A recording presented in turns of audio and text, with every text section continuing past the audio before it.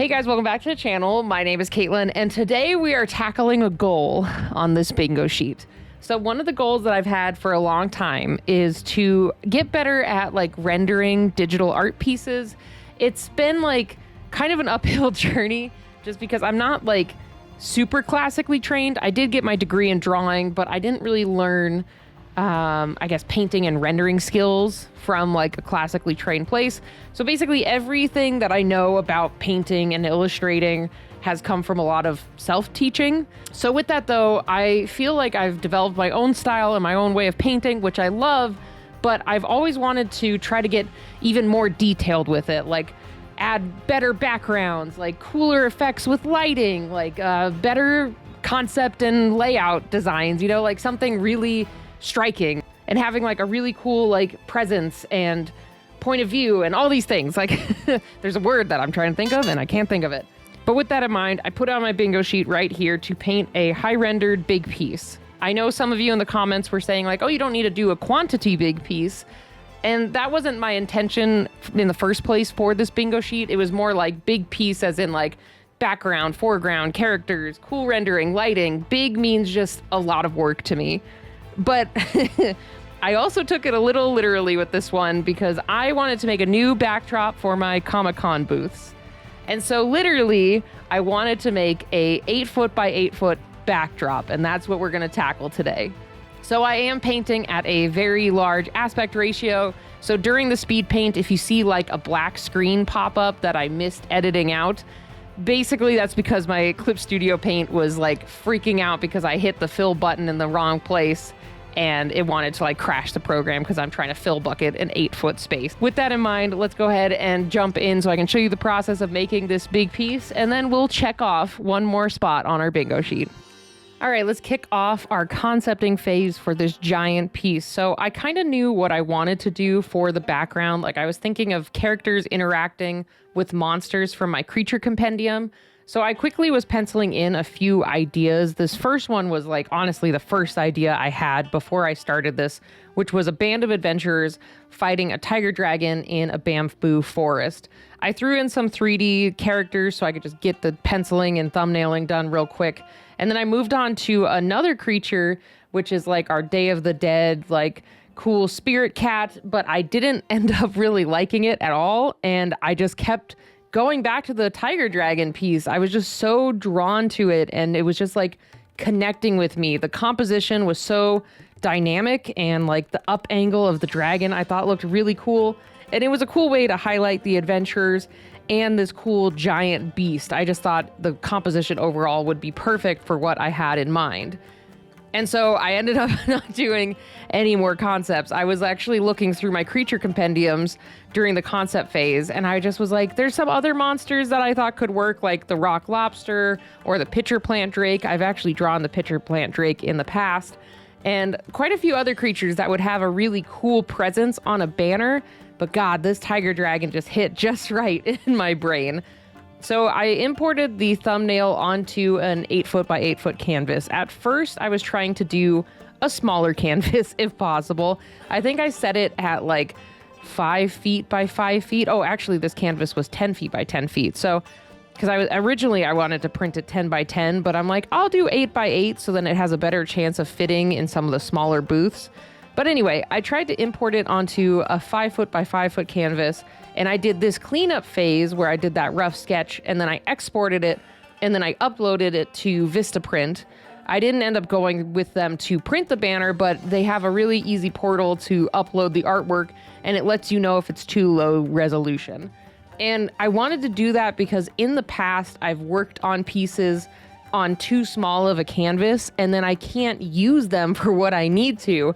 It's really easy with like graphic design when you're using a vector. You can like infinitely scale a vector piece, but if you're doing like a raster painting, it's best to paint it close to, if not the same size as what it is going to be printed at, just because scaling it is going to make it all pixelated. It's not going to look great.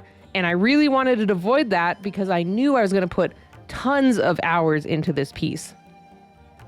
So I wanted to test it out and make sure it would be okay. So putting it on the 5-foot by 5-foot piece and then exporting it and uploading it to Vistaprint, it kept giving me a warning of, hey, this piece is too low resolution. It's not going to look good. And so I kept upping it by a few feet each time. And the only time it didn't show me that it was going to not be low resolution was when it was set to the size of 10 foot by 10 foot. And I'm like, you know what?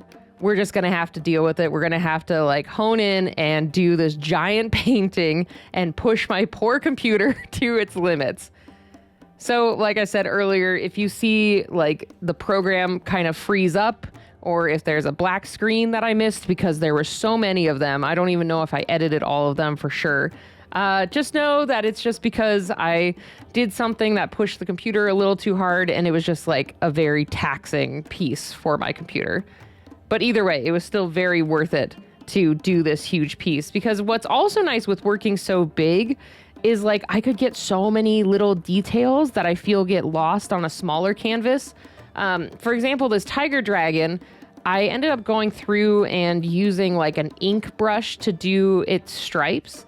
And while like I can use that process on like, let's say an 11 by 17 canvas, at that size, at 300 DPI, some of those strokes still have like almost like a pixely presence to them. It's not like a haze. It doesn't make a halo effect, and they don't look pixelated. But at this larger size, I felt I could get so much more crisper detail than at the smaller size. It's very hard to explain, but that's kind of like what I noticed while I was painting this piece.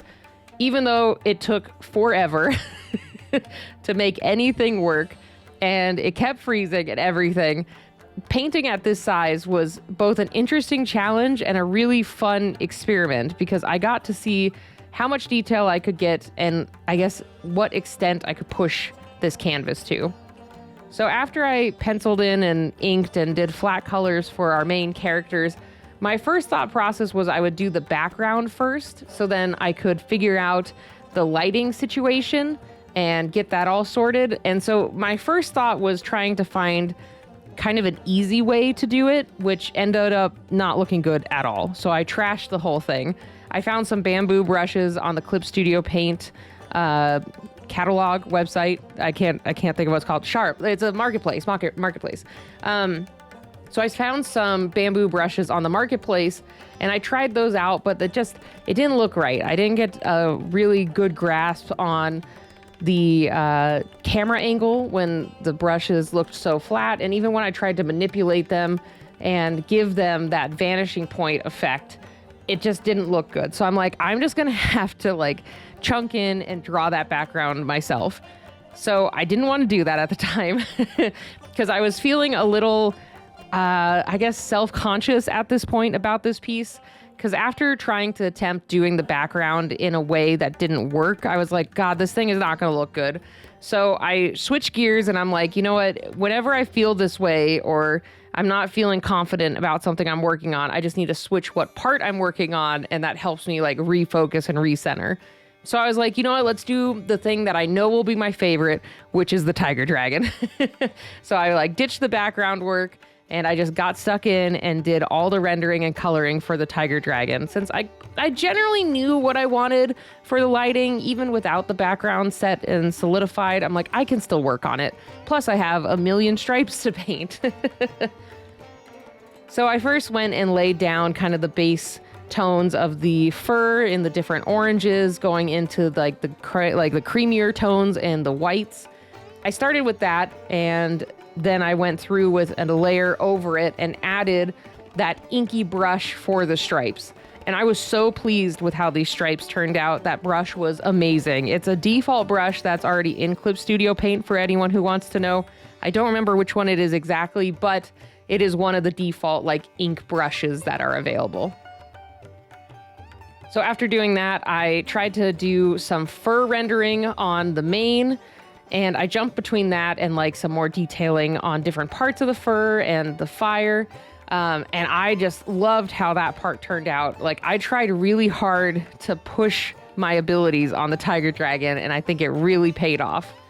So after finishing the base color and like, I guess I didn't really add any shading or highlights yet to the tiger dragon, I went through and I started adding colors to the adventures because I wanted them to be nice complementary colors to that bright, nice orange. So I'm like, okay, if we keep the adventurers in more of the cool tones, like the primary one will be purple, which is a perfect opposite to our orange tiger dragon. And then we'll do a blue for like our wizard character with a little hit of a few other colors. And then the final character, I was like, I want it to be more of like a ranger that's in those green and brown tones. I thought that turned out really nice. All three of them stand out very nicely against the tiger dragon. I think the greens in the ranger and the green scarf in the wizard do get a little lost later in the bamboo forest, but it's not by much because I kept the bamboo forest more in those blue and green tones.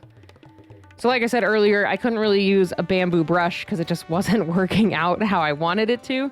So I went through and I hand drew most of the bamboo that are in the foreground. And this alone took quite a while just because it's such a huge canvas and there were so many like bamboo pillars that I wanted to do in the foreground and I wanted them to look good. So I went through, did that and added texturing and then a base color to all of those. And then further in the background, I did end up busting out that bamboo brush again, since those were going to be more blurred in the background. I'm like, I don't need to spend time super rendering those bamboo pieces if they're just going to be blurred and in the background. The primary ones that need to look good are the ones closer to the foreground. So then after that, I basically did a little bit of a brush, a leaf brush tool on top, and then I added a gradient in the back. It's because I noticed when I painted with the leaf brush and I tried to fill the whole background with the leaf brush, it didn't look good. But if I did just the top part with that and then gradiated that leaf color down to a background green, it turned out way better. It looked so much cleaner. And so I stuck with that, added some shading to the leaves, added some shading to the different layers of bamboo in the background, and then kind of added like a fog effect to where the horizon line meets the base of the bamboo. And it just made it look like very atmospheric and nothing looked super disjointed. And then after that, I played around with like the lighting of different things. Like I started getting into doing the shading on the tiger dragon and the characters. And I wanted to have like that really dramatic lighting from the fire. And it has kind of like a, I guess, just from above lighting. And so the whole bottom of the tiger dragon that's looking down at the adventurers is in this really cool shadow. And I just love how that turned out. And then also with the shading, I added kind of like pockets of like if there was sunlight coming through the leaves and reflecting onto this tiger dragon. And it just gave it such a cool look. And I'm like, I need to use that way more in future pieces. Like I see other artists use it, and I've never felt confident in how mine look when I try to do that effect. But this piece, I'm like, okay, I figured it out. I know what I'm doing for this, and I'm going to keep using this in the future because it just, it makes everything look so cool. So after the tiger dragon was done, it was time to get into our adventure renders. These ones I wanted to be a bit darker than the tiger dragon just because they're way closer in the foreground and I wanted them to be more in shadow. So then the piece has a chance to like highlight the main focus, which is the tiger dragon, but they're also not lost to the background. I added some of the leaf stippling to their outfits as well, and I felt that helped tie them into their environment and make it look like they're standing under all the leaves of the bamboo forest. I just love how they all turned out. And then my final step was going through and doing different shading on the background. So then like the elements didn't look so flat, and I felt this really tied everything together. And then the final step was adding some really dramatic lighting and kind of playing around with the different Gaussian blurs and some different highlights along all of the pieces and in the bamboo everywhere.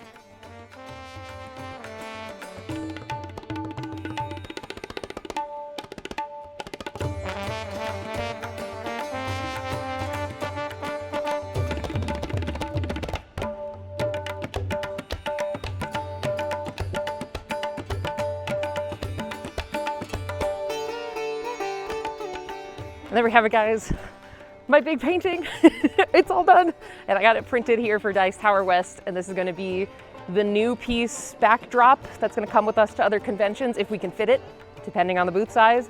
But I'm very excited. I think this turned out awesome. I'm very pleased that I was able to pull it off. So like I said, giant render done. Back to you at home, Katelyn, for checking it off my bingo sheet. All right, here's home, Katelyn, again. I was so pleased to see this at the con recently. It was awesome to get to see one of my pieces printed on such a huge scale. It was just so cool. And it was eye-catching. Like, I think this one really is going to be great to take to other conventions, depending on like the size of the booth. But it's just so cool. And I'm really proud of it, between like the cool stipple lighting that I did across like the dragon and adding like a more depth of field and like a cool layered background.